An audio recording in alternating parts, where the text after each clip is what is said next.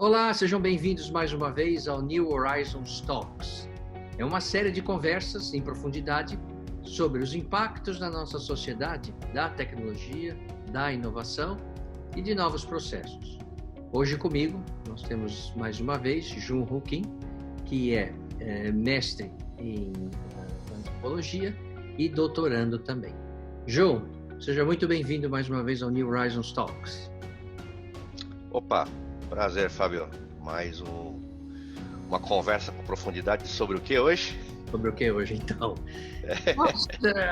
A única coisa que a gente combina é o tema antes, né? Depois a gente sai falando e a gente sempre traz, né, no New Horizons Talks, falar sobre assuntos que são assuntos que não dá para você conversar em pouco tempo. São reflexões que necessariamente trazem a necessidade de você ter várias visões e, evidentemente, como são conversas um pouco mais complexas em profundidade, o nosso objetivo não é chegar a uma conclusão definitiva, e sim ajudar, né, as pessoas a fazerem uma reflexão conosco sobre temas que normalmente não se conversa por aí, porque ninguém pensa muito nesses temas e também porque ninguém tem muito tempo. Então nós decidimos então fazer essa série para que a gente pudesse, né, conversar com um pouco mais de profundidade sobre temas interessantes. Hoje nós resolvemos trazer um tema que é um tema até um pouco divertido, que é como que os estudiosos verão a nossa sociedade de hoje num futuro longínquo, talvez daqui a 1000 anos. Como é que eles olharão para a gente? Como é que eles estudarão a gente? Evidentemente que o objetivo dessa conversa não é tentar adivinhar o que será a humanidade daqui a 1000 anos. Isso é impossível, né? Hoje em dia a gente não consegue nem imaginar daqui a 6 meses, que dirá 1000 anos. Então, nós não temos nenhuma pretensão de imaginar como é que será a humanidade e a sociedade daqui a 1000 anos. Não é isso, né? O nosso objetivo é ter um olhar crítico, né? Como se diz em filosofia, né? Um olhar crítico, que é um olhar com um certo grau de distanciamento sobre, né, um determinado tema. Quando a gente está falando sobre um assunto sobre o qual nós vivemos, a gente tem um certo grau de comprometimento. Então, o nosso exercício hoje dessa conversa será a gente fazer um exercício de distanciamento, né, das questões que nós vivemos hoje e nos colocando no lugar, né, de estudiosos de um futuro longínquo. Assim como hoje, né, nas escolas a gente estuda a Idade Média, né, ou anterior ainda, que a gente tem assim toda a isenção de olhar para esses momentos, né, muito distantes da sociedade, sem ter aquele envolvimento emocional. Então, o objetivo nosso é esse, nos colocar no lugar dessas pessoas do futuro e olhar para a nossa sociedade hoje sem ter esse envolvimento emocional e tentar fazer uma discussão que traga alguns elementos que a gente não teria, assim, nós não vamos ter nenhum problema em comentar alguns aspectos sobre os quais nós vivemos hoje, tá certo? Então esse é o grande exercício e vai ser uma conversa, eu acho que até um pouco divertida, porque a gente vai ter melhores condições, né? A gente se isolar da situação atual e a gente poder conversar sobre a nossa sociedade de hoje tendo esse olhar do futuro. João, é um exercício que nunca fizemos, né? Mas eu acho que vai ser uma coisa interessante, não? Olhar para a gente aqui de um futuro longínquo. Você comentou do tema, eu fiquei pensando, né? Uhum. 1000 anos é muito tempo, né? Sim, mas Não não nem importa, 1000, daqui a 6 100, não importa. Qualquer futuro longe, esse é o meses, né? objetivo. Aí eu fiquei procurando padrões, né? Uhum. Como é que a gente lembra do passado? Sim. Eu achei 1000 anos longe, por quê? Porque 1000 anos atrás, na história ocidental, a gente cai meio que num vácuo, né? Uhum. Que é a Idade Média. A gente chama de Idade das Trevas, eu acho que até incorretamente, porque não era assim uma Idade das Trevas. O que aconteceu é que sobrou muito pouca coisa da Idade Média. Não é que Uhum. as pessoas vivessem nas trevas totais. Uhum. Eles estavam ali muito calcados em o que ficou do Império Romano, tinha muita tradição oral, a tradição escrita foi reintroduzida do árabe, do aramaico, do grego para Isso. a Idade Média, e daí veio a Renascença, né? Que é É. o que a gente conhece mais, parece que a nossa sociedade surgiu ali. Sim, sim. Lembrando que na Idade Média, quem era o polo de inovação, de conhecimento, eram os árabes, né? Eles é que Uhum, detinham o conhecimento. A é, sociedade europeia era uma sociedade atrasada. é.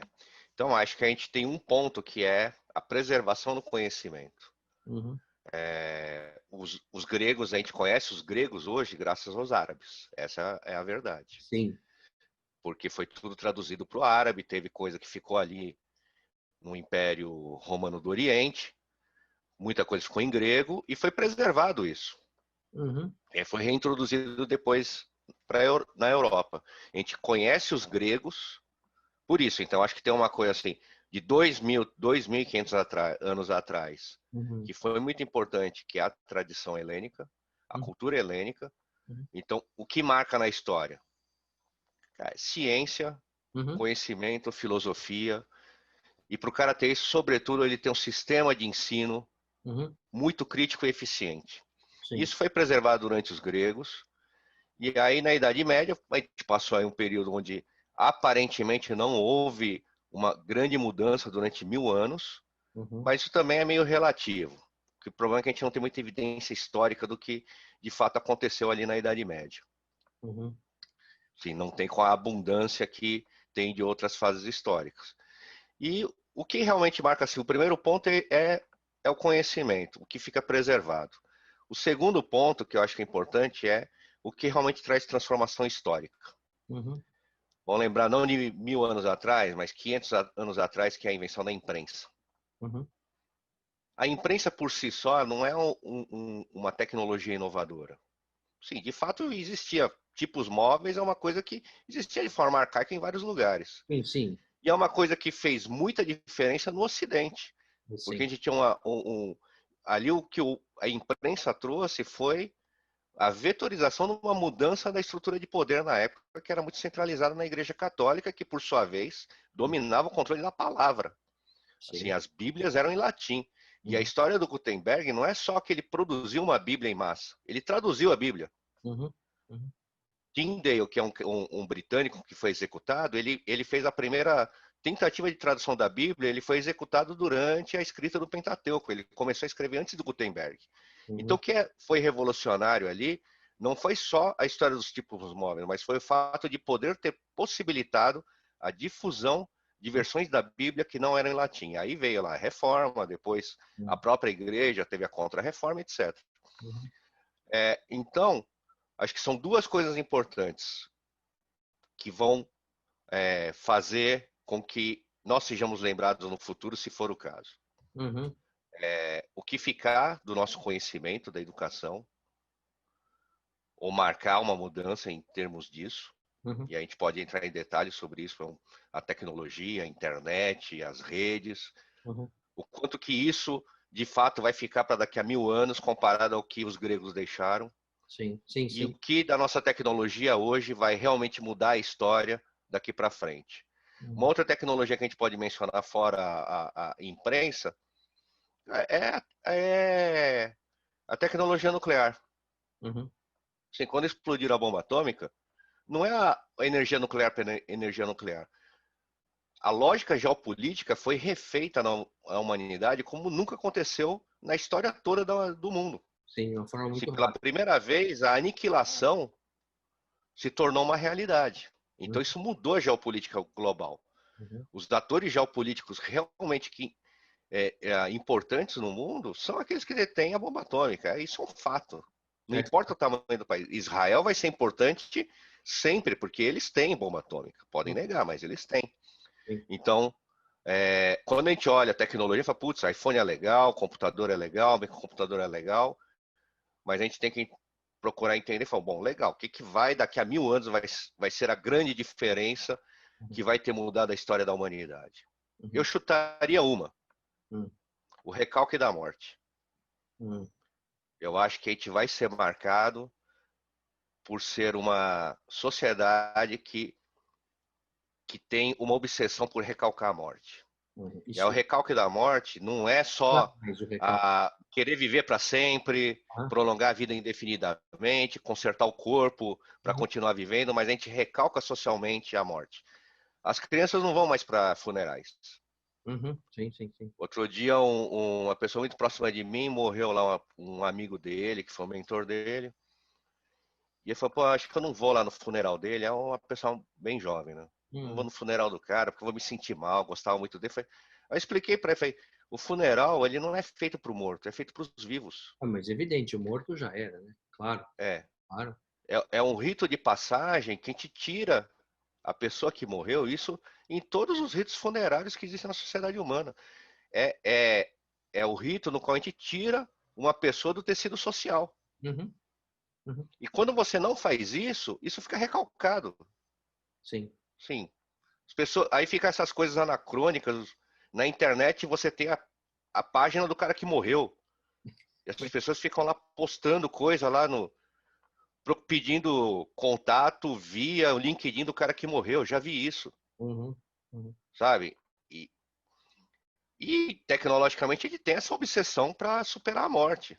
Eu, uhum, particularmente, acho que a morte existe na natureza por um motivo muito simples. Sim, ela tem que existir. sim. É, Assim, porque. Sim. o câncer é uma doença degenerativa que a incidência aumenta muito porque a gente vive muito, é isso. Uhum. Sim, eu acho que é Doença. praticamente impossível diga, Não, assim, todas pode as. completar. Porque na Idade Média a expectativa de vida era assim, 30, 35 anos. Com 30 e 35 anos, Uhum, você não deu tempo de desenvolver quase nada, né? Você morria de é, diarreia, morria de gripe, morria de um monte de coisa. Então, assim, agora a gente, né, vai vivendo mais exame, a gente começa a ter dores que, assim, não era para a gente ter, porque a expectativa era morrer antes. Então, né, é e, a nossa expectativa de vida é aumentada artificialmente, né, pela ciência. sim, eu acho que teve, assim, medicina sempre existiu.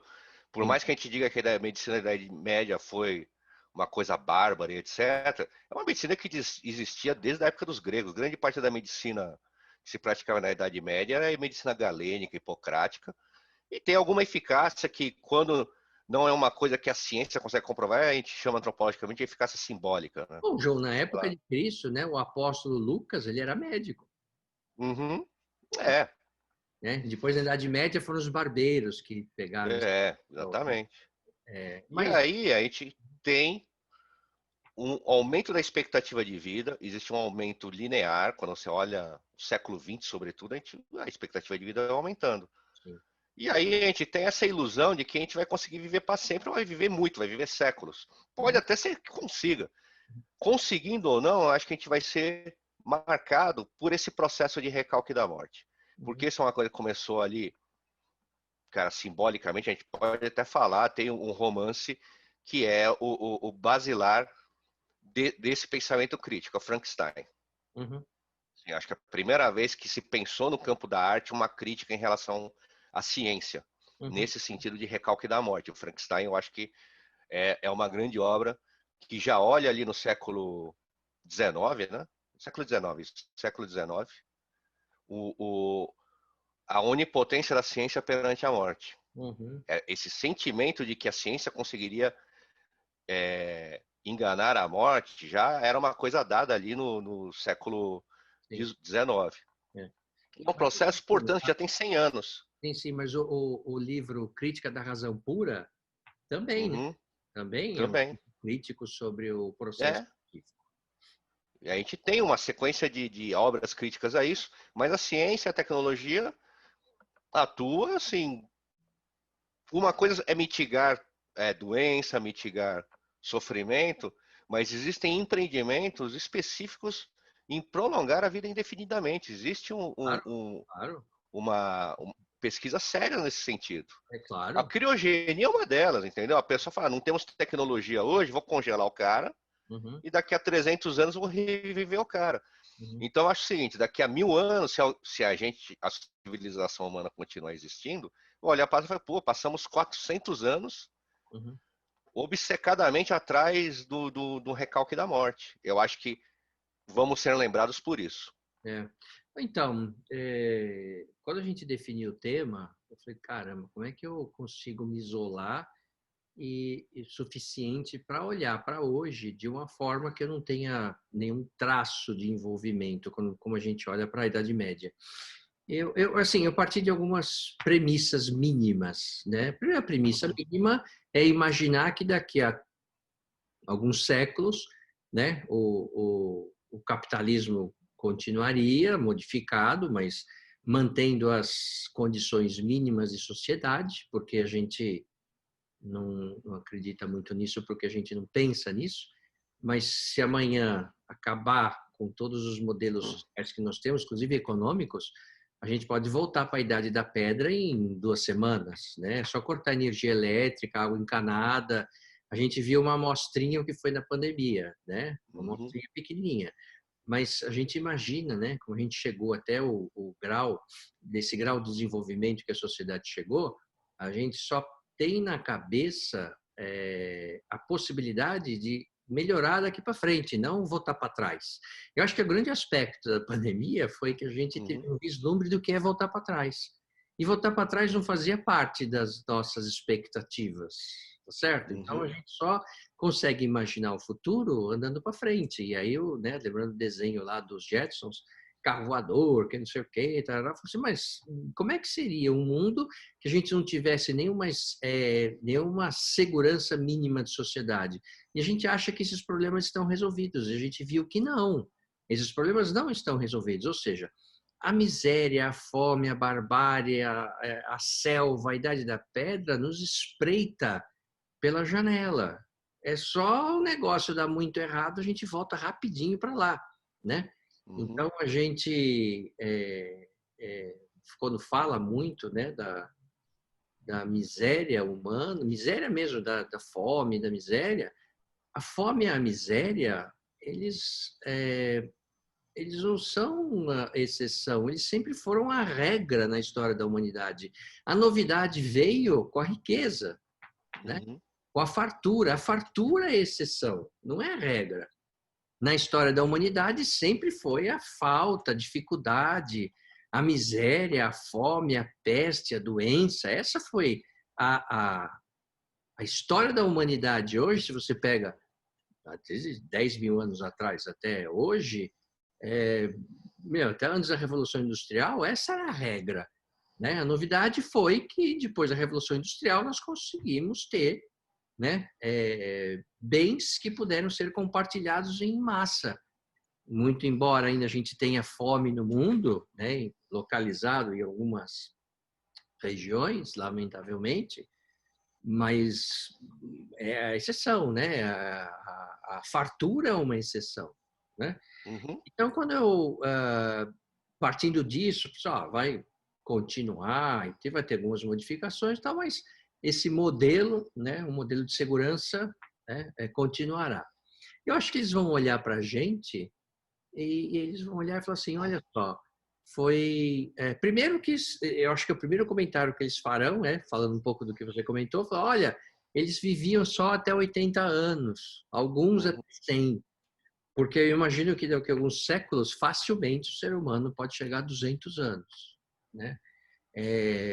E também trazendo uma questão que a gente já discutiu aqui nesses encontros, é que a sociedade sempre procura resolver um problema e ao resolver um problema criam-se outros, tá certo? Porque a gente não tem um pensamento holístico. Então, assim, vamos resolver um problema tal. Você resolve o problema tal, aparece 2 outros para lidar. Sempre. Essa é a história também da humanidade. Porque quando você atinge, por exemplo, não precisa nem a imortalidade, hein? Nem imortalidade. Falando viver 200 anos. Viver 200 anos, hoje nós temos 7 bilhões de pessoas no planeta, como é que vai ser? Ou seja, se a gente tirar a morte, né, do dia a dia, não há planeta que dê conta. Então, assim, resolver o problema da morte é um problema, certo? Porque, assim, como é que nós vamos tirar recursos para suportar 15 bilhões de pessoas? Né? Não há planeta que aguente, né? E eu acho que eles também vão olhar para a gente e vão olhar, olha só, olhando para a sociedade de hoje, foi quando começou, né, o isolamento social, não por causa de uma pandemia qualquer, mas o isolamento voluntário, né? Você tem pessoas que quanto mais ricas que eu falo não passando fome, tem as necessidades básicas resolvidas, pode perceber, né? As pessoas que têm, né, mais condições de se manter, elas ficam mais exigentes, elas ficam mais intolerantes, né? Elas ficam mais credoras na cabeça delas de serviços de um certo privilégio, a tendência a isolamento. Acho que acho que a sociedade futura será uma sociedade muito mais isolada do que a gente tem hoje, né? Você terá vínculos muito mais efêmeros do que a gente tem hoje.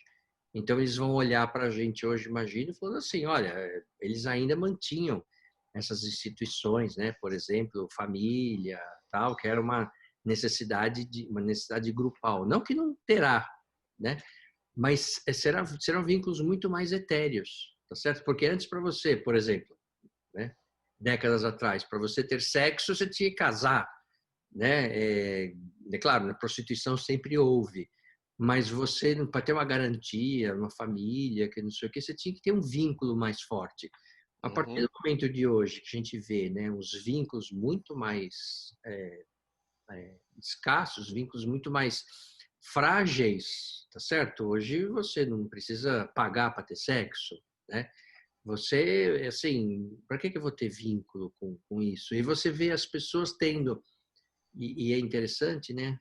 Assim, olha, eles tinham, foi quando eles começaram a ter dificuldade para se relacionar. Por quê? Porque hoje as pessoas se casam mais velhas, as pessoas, como são mais intolerantes, têm mais dificuldade de aguentar o contraditório, porque todo relacionamento você tem que lidar com o contraditório, seja um relacionamento pessoal ou profissional, né? E a gente vê pessoas que até querem, né, fazer uma união, mas não conseguem, não é que não conseguem, não tem mais paciência, né? Então, por isso que eu acho que a sociedade futura será uma sociedade mais isolada, certo? Onde você vai ter vínculos muito mais, vamos dizer assim, profissionais, né? Vínculos jurídicos, tá certo? Então, assim, a partir do momento que você vai tendo mais idade, para você achar uma pessoa, para casar, ter um relacionamento, fica mais difícil de ambos os lados, né? Você começa a não tolerar muita coisa, e aí você vê, né? Eu acho que eles vão olhar para a gente assim, olha, na época deles, que é a nossa, eles ainda discutiam se as pessoas podem ter a possibilidade de casar com quem queira, inclusive com si mesmo. Não sei se você viu umas notícias na Alemanha que algumas pessoas estão pleiteando para o governo a possibilidade de casar com si próprias. Você já viu isso, não? Já. Eu Isso acho. é o fracasso total de relacionamento, porque você não consegue se relacionar com ninguém. Então, acho que eles vão olhar para a gente e falar assim, olha, eles ainda discutiam isso, quer dizer, a liberdade individual, e que eu acho que vai ser cada vez mais forte, ainda era tolhida por alguns preconceitos. Então, eles não deixavam a pessoa casar com si mesmo, não deixavam a pessoa casar com uma árvore, não deixavam a pessoa casar com o seu cachorro. Eles ainda discutiam isso. Você acha? Isso era uma interferência. Hoje isso é normal, tá Mas certo? eu vou te falar. Casar consigo mesmo, casar com uma árvore, Uhum. é uma contradição em termos, porque o casamento é uma instituição arcaica. Aí você querer colocar regras Mas então, que subvertem essa instituição para preservar a instituição é uma sim. contradição em termos. Então, Se não tem lógica. não, por isso que no futuro eles vão olhar e falar, olha só, eles ainda ficavam discutindo isso. Se o cara quiser casar com É. ele, quiser casar com o ventilador, isso é um problema dele. A gente não tem nada a ver com isso. Eles ainda discutiam isso. Tinham leis que proibiam a pessoa casar com uma árvore. Imagina isso. Eu acho que eles vão olhar e falar assim, nossa, mas que absurdo, por que não podia? Qual que é o problema disso? Né? Assim como eu vejo também, certamente eles vão olhar para a gente e falar assim, ó, eles ainda discutiam se deveriam usar ou não a ciência a favor do desenvolvimento humano, da saúde. Então, por exemplo, eles ainda discutiam se os pais poderiam escolher a cor dos olhos dos filhos, se eles podiam escolher a possibilidade de o filho nascer sem uma doença. Eles ainda discutiam isso, imagina, porque assim, eu não vejo assim no futuro a possibilidade de você ter um filho concebido de forma absolutamente natural e suscetível a doenças, do que você ter a opção de ter uma geração tecnológica, né? uma gestação, onde você, né, mapeou o código genético e não sei o quê, você tirou todas as possibilidades de doenças, escolheu a altura, a cor dos olhos, não sei o quê. Assim, eles ainda discutiam isso. Quer dizer, então, assim, tinham pais que não usavam a tecnologia nesse aspecto a seu favor Uhum. e corriam o risco de ter filhos com doenças que poderiam ser retiradas. Você acredita nisso? Que tinha pai que condenava o filho a uma doença degenerativa, por exemplo? Né? Eu acho que eles vão olhar para a gente e falar assim, não faz sentido. Se eles tinham a ciência a seu favor e já podiam fazer, por que não fizeram? E hoje é uma coisa normal, tá certo? Hoje é uma coisa assim, qualquer pessoa, primeiro que assim, querer ter filho já, né? Olha, eu acho que eles vão olhar para a gente e falar assim, olha só, eles ainda tinham filhos na época, né? Porque eu imagino no futuro que ter filho é assim, vai ser uma coisa de uma classe muito abastada, né? Não vai ser uma coisa normal ter filhos. Eu acho que é uma coisa que eles vão. Olha, eles ainda. O objetivo de vida deles, muitos deles, era casar e ter filho. Olha que coisa louca, né? Uhum. E mais, filhos concebidos de uma forma biológica, né? Transando mesmo, né? Então, Transando. mas aí eu vou dizer onde é que termina isso, né? Hum. Isso termina no fim da sociedade, né? A fim da sociedade como nós a conhecemos. Vai ser outra. Porque eu não imagino que isso daqui vai diminuindo e a sociedade, a humanidade vai. Todos vão morrer, vai ficar sem ninguém. Eu não acredito que vai dar nisso. Mas eu acredito em um movimento, né, de mudanças. Por exemplo, eu acho que o pessoal do futuro vai olhar para a gente e falar assim: olha, na época, o catolicismo ainda era a maior religião do mundo. Uhum. Hoje é o islamismo. Né? Quando você fala de taxa de natalidade, assim como na Idade Média, né? Que os romanos olhavam e falavam assim, cara, os católicos é que estão assim, povoando, não só de Uhum. conversão, mas as famílias, né? E hoje a gente vê, né, no Ocidente, nos países desenvolvidos, uma taxa de natalidade muito baixa, e você vê nos países islâmicos uma taxa de natalidade, né, hinduísmo e tal, uma taxa de natalidade exponencial. Então, certamente, o mundo futuro será islâmico, né? Então, mas aí vai ser um mundo baseado na família, vai ser um mundo mais conservador do que a gente tem hoje. Pode ser. Mas Então, quem disse também que o islamismo não vai passar pelo mesmo processo de desenvolvimento científico e tecnológico que a gente está passando? Quem disse? Porque assim, eles têm esse DNA, tá certo? Eles já foram à frente da ciência. E aí, por motivos religiosos, não sei o quê, parou e o mundo ocidental veio. E quem disse que eles não vão passar por esse processo de secularização? Como não, nós... é que não tem, assim, na minha opinião, não tem uma. Religião e ciência não são excludentes. Eu Uhum, acho que eles podem conviver.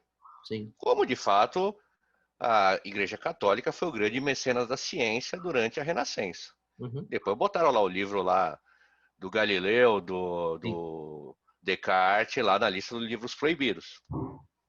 Mas o que eu acho?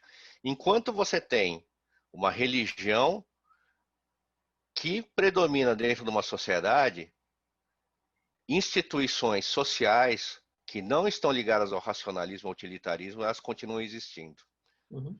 É, o ateísmo não vingou. Isso é um fato. Sim, as pessoas muitas vezes substituem o ateísmo por outra coisa. E lógico, o Ou ateísmo a não... religião por outra coisa. O cara vai substituir, às vezes, até pela ciência. Ou Sim. vai substituir por o Então, que hoje está em moda chama espiritualismo. O Sim. cara vai lá e escolhe a religião, que Isso. nem escolhe coisa na gôndola do supermercado. Uhum, uhum. E o que acontece? A gente vê hoje na história recente, porque muito do que se achava nos anos 90 com a globalização, que ia ser a vitória do liberalismo. Sim. Sim, ia ser as liberdades individuais acima de tudo, democracia acima de tudo, instituições jurídico-racionais acima de tudo. O que aconteceu depois foi exatamente o oposto. Não, mas Se é olhar ali nos não. os anos 90, É. pô, o Kosovo, a ex-Yugoslávia entrou numa guerra no coração da Europa, Uhum. ninguém fez nada, Sim. sabe? De lá para cá só piorou. É. Então, mas aí tem, assim, tem alguns aspectos. Primeiro que nós estamos falando num espaço de tempo gigantesco, né? Uhum, Você fala o seguinte, é como a China, tá certo? uhum, A China fala, então, pois é, não sei o quê, que a China perdeu a liderança no mundo e o Ocidente veio, que não sei o quê. O chinês fala, mas você está falando só dos últimos 200 anos. exatamente. É pouco tempo, né? Quando se fala da É. coisa muito futuro, é, é, é, você tem assim processos que, por exemplo, você fala o seguinte, né? Ah, a religião ainda que orienta o núcleo familiar. É verdade, mas isso não está impedindo a diminuição da taxa de natalidade, a religião. Todo movimento de desenvolvimento leva à secularização. A gente sabe. E a secularização, olha, e as pessoas não estão querendo acabar com a humanidade, nada. Você olha o teu entorno e fala, cara, por que eu vou ter 10 filhos? Tá certo? Mesmo em situações onde a religião é muito presente, os pais não têm mais 10 filhos. Tem mais, mas tem menos, né? Tem Uhum, mais do que o normal, mas não tinham 10 filhos como antigamente, tá certo?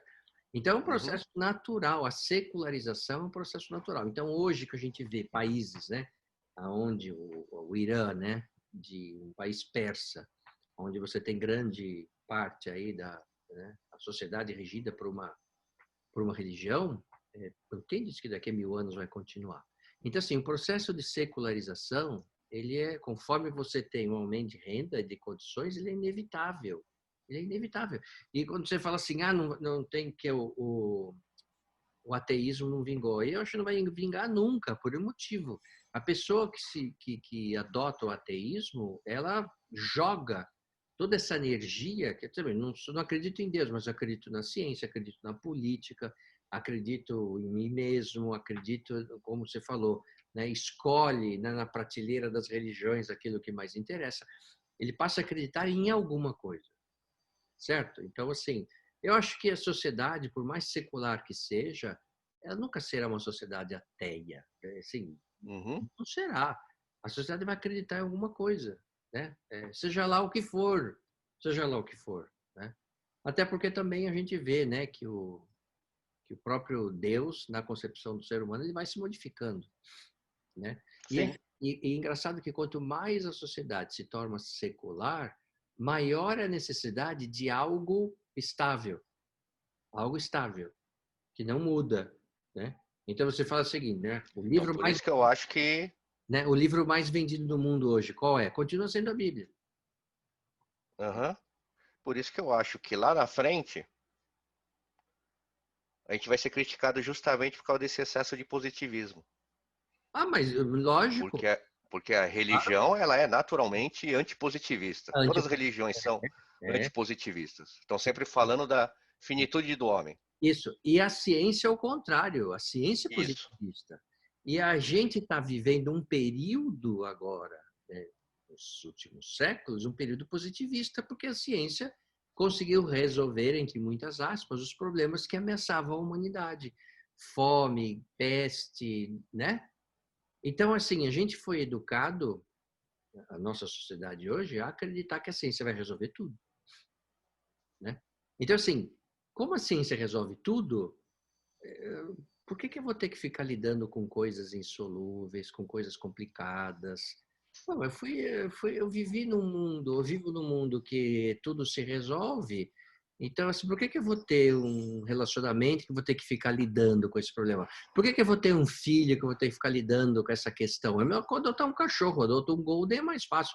Vive menos, ele está de bem com a vida sempre que chega em casa ele está feliz. Uhum. né? Então eu acho que eles vão olhar para a gente e falar assim, uma sociedade mimada, autocentrada, que não consegue lidar com frustração, não consegue. Por quê? Porque é chato lidar com frustração. Então eu tenho uma ciência que tira essa frustração de mim, uma ciência que resolve meus problemas.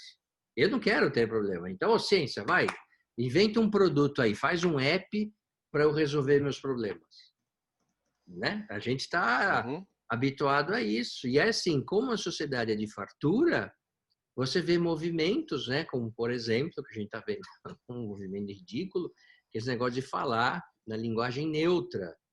Eu olho isso, né? Não falo nem no masculino nem no feminino, e falo, cara, isso aqui é um resultado de uma sociedade que não tem problema. Quando o pronome ofendê-lo, você, cara, você não está com problema, né? Pensa bem, você está tudo resolvido. Então, assim, não tem mais problema, vamos olhar para, agora vamos falar no neutro para não ofender, pra, né? Vamos ser mais inclusivo. Cara, mete uma guerra na sociedade, você vai ver se você vai falar na sociedade, você vai falar em neutro. Você tem outras coisas para resolver, tá certo? Então, assim, é, a partir do momento que as pessoas começam a se preocupar com esse tipo de questão, você fala assim, puxa, é uma sociedade que evoluiu muito, né?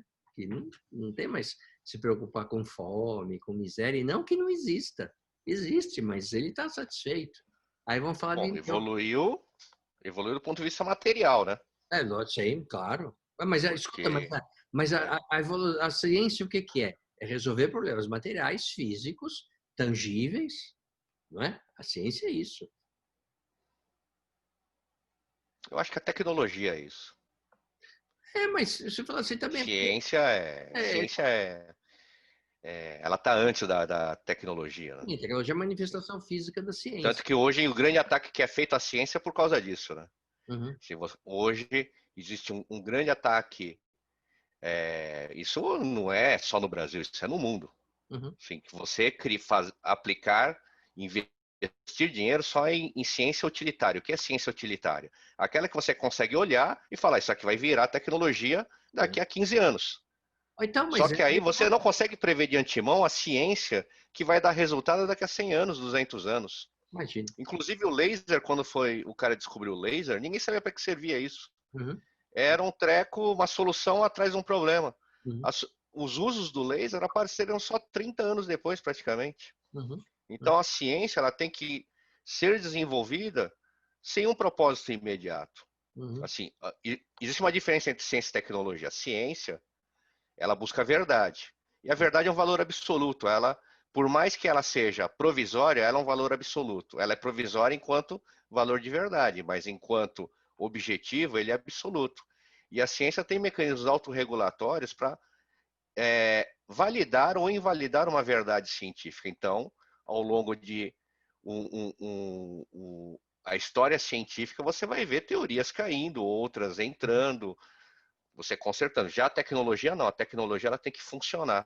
uhum, A ciência ela não precisa funcionar. Eu uhum, acho que hoje a gente tem uma deturpação da ciência, porque as pessoas olham a tecnologia em geral como se ela fosse a ciência.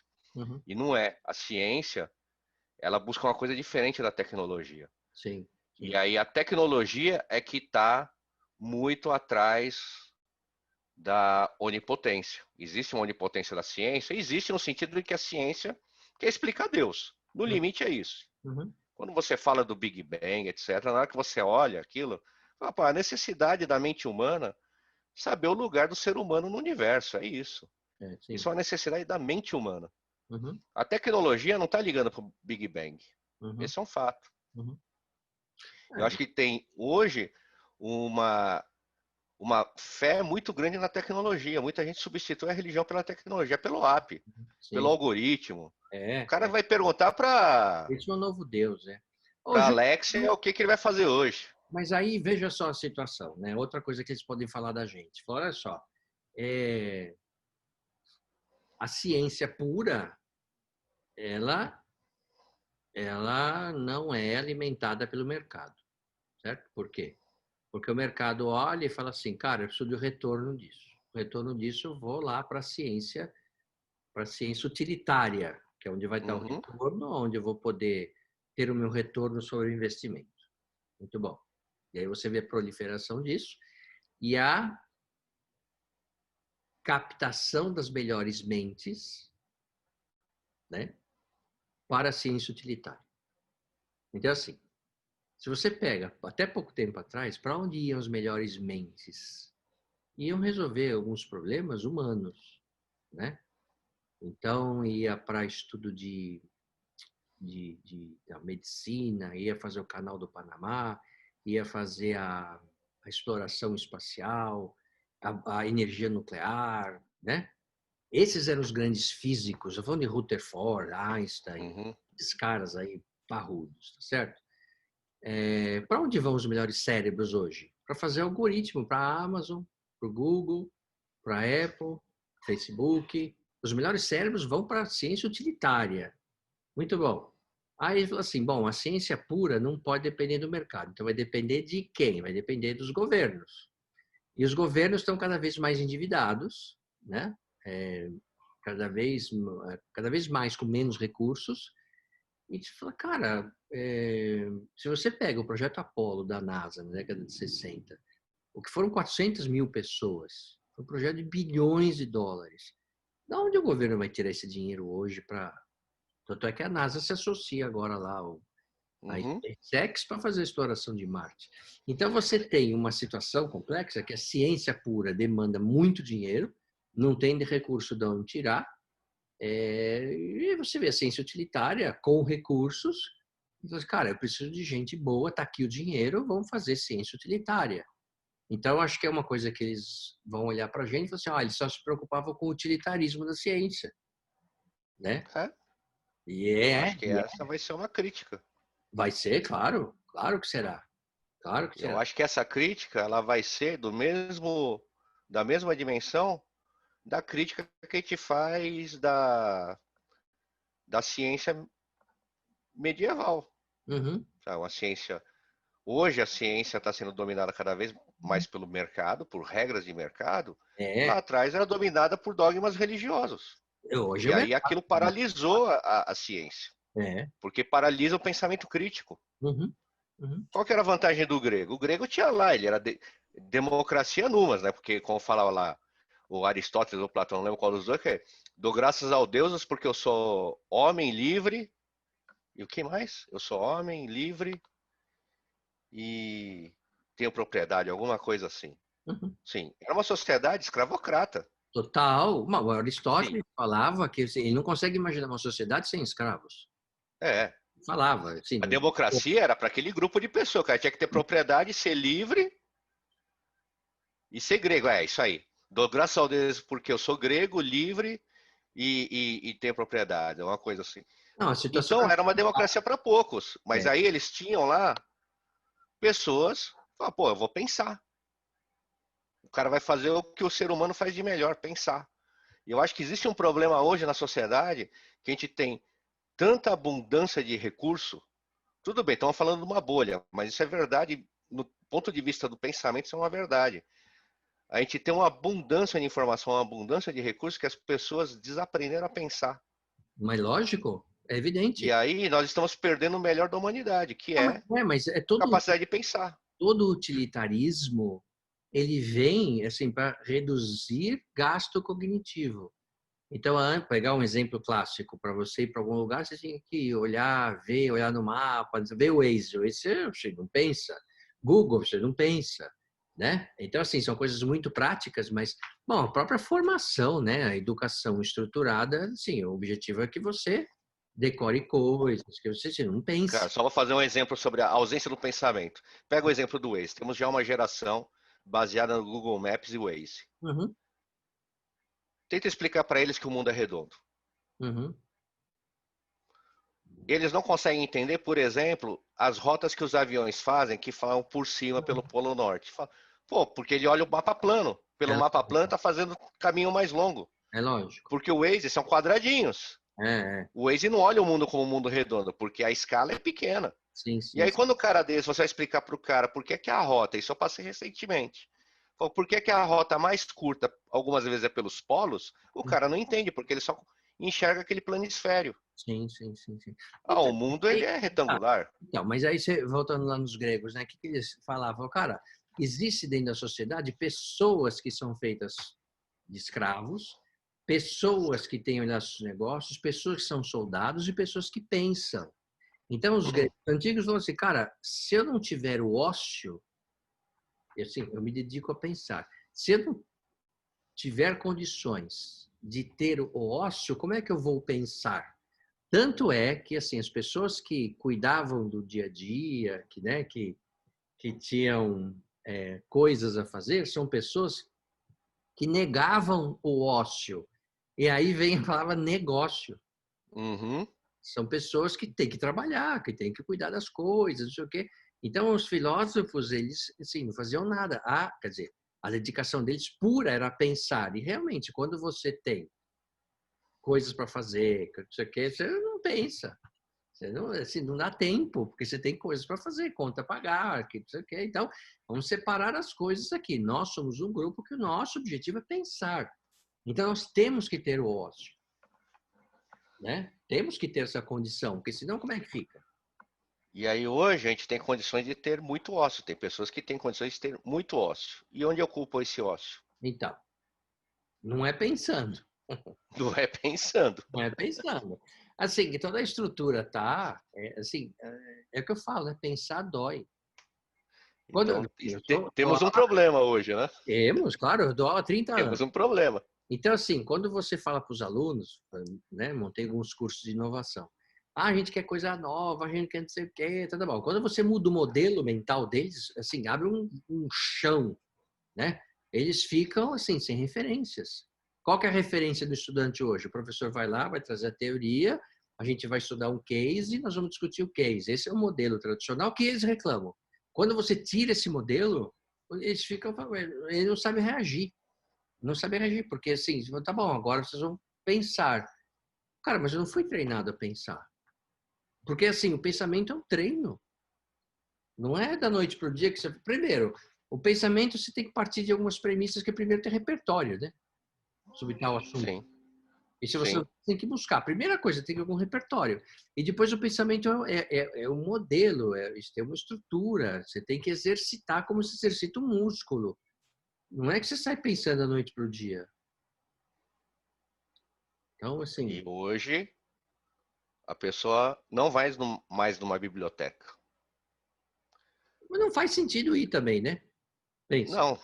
E ok, aí você tem bibliotecas com obras que antigamente ficavam limitadas a museus. Você tem obras do século XIV, século XVI, século XVII. Você tem essas obras escaneadas originais. Quando você olha a quantidade de pessoas que viu, Ah, cara, Ju, são 100, tem. 150. Para você compreender a profundidade daquilo, você tem que ter antes um repertório prévio. Aí você imagina, cara, o nível de arrogância que a gente vive hoje, porque Sim. nós nos sentimos como o ápice de uma evolução, mas nós somos incapazes de entender o que Euclides falava. As pessoas não entendem geometria euclidiana. Então, olha só, você está falando de geometria euclidiana, mais de 2.000 anos atrás, 2.500 anos atrás, um cara que não tinha nenhum recurso e ele Não é pensou nada. naquilo. Então, assim, É, hoje, você fala, cara, o que que falta? Você não se alimentou quando era criança? Você entende? E nós não somos o ápice da humanidade, pelo contrário, em muitos parece, aspectos, a gente está voltando para trás, a passos é, largos, não é? porque aí o cara fala, vou aprender geometria euclidiana para quê? Então, Se a máquina vai fazer isso por mim. pois é. Aí a gente entra naquele processo, cara, que é assim, a gente criou um processo onde as pessoas estão emburrecendo e Uhum. aí a pessoa emburrecida chega num nível que a máquina consegue emular de forma muito simples. É lógico. Então, vamos olhar o caso do call center. Eu lembro de uma época que você ligava para o call center, tinha uma pessoa que não tinha script. E ela Isso, tentava resolver o seu problema. Cada uma resolvia de um jeito. isso. Companhia aérea, acho que foi a última área de call center que isso caiu. Você ligava, a pessoa tentava resolver. Agora, E aí, hoje, o call center é todo igual, é tudo baseado em script. isso. Aí, o que aconteceu? Qualquer inteligência artificial vai resolver aquilo. É evidente. Aí você diminui o nível médio da inteligência das pessoas, aí você põe uma máquina para fazer o takeover disso. Claro, claro. Pô, e aí a gente vai terminar onde? Vai terminar uma sociedade absolutamente imbecil. Não, não. Mas, ó, Jun, na boa, eu paro de uma premissa que, daqui 1.000 anos chutando. Como é que vai ser? Vai ter os mesmos problemas, porque assim, eu não tenho confiança que a humanidade vai se resolver. Então, assim, daqui a 1000 anos não vai ter mais guerra. Não, vai ter sim. Assim, o ser humano ele resolve um problema e cria mais 20. Existe uma coisa atávica no ser humano, né? Que são esses dilemas, essas contradições. O ser humano, para muitos aspectos, não tem jeito. Não tem jeito. Porque tem uma coisa que a ciência não responde, né, cara? É. Ela não vai resolver o sentido da vida, né, cara? Igual que tem aquela foto, meme, não sei o que é. Então, assim, uma igreja nos Estados Unidos, na frente da igreja tem um cartaz feito pela igreja e falando assim, nem todos os problemas podem ser respondidos pelo Google, Ah, sim. na frente da igreja. Então, depois daqui Mas é verdade. falando, né? Mas é verdade, né, cara? Ei, Ju, conversa boa, mas já foi aqui 1 hora de papo. É, Mais uma vez a gente não chega a lugar nenhum. mas a ideia é essa, né? Pelo menos nós tivemos liberdade de apontar, né, algumas coisas aí da nossa sociedade que são absurdas, né? A gente se julga, né,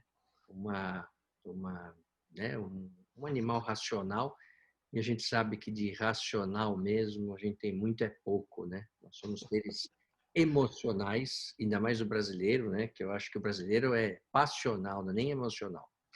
E a emoção que conduz, né, nas nossas vidas. João, muito obrigado, legal que você está aqui. Então, mais Legal. uma conversa prazerosa com você, viu? Prazer meu também. Então, Bom, até a próxima, né? até a próxima. Então, assim, toda terça-feira, às 8 da noite, vai ao ar um vídeo novo do New Horizons Talks, trazendo temas para reflexão, né? Muito mais do que trazer respostas, a gente quer ensinar as pessoas a fazerem boas perguntas. Isso que é o objetivo dessa conversa. João, muito obrigado, meu amigo. Tá joia. Para você, até a próxima. Valeu. Gente, Abraço para você, abraço para todo mundo. Falou, tchau. tchau.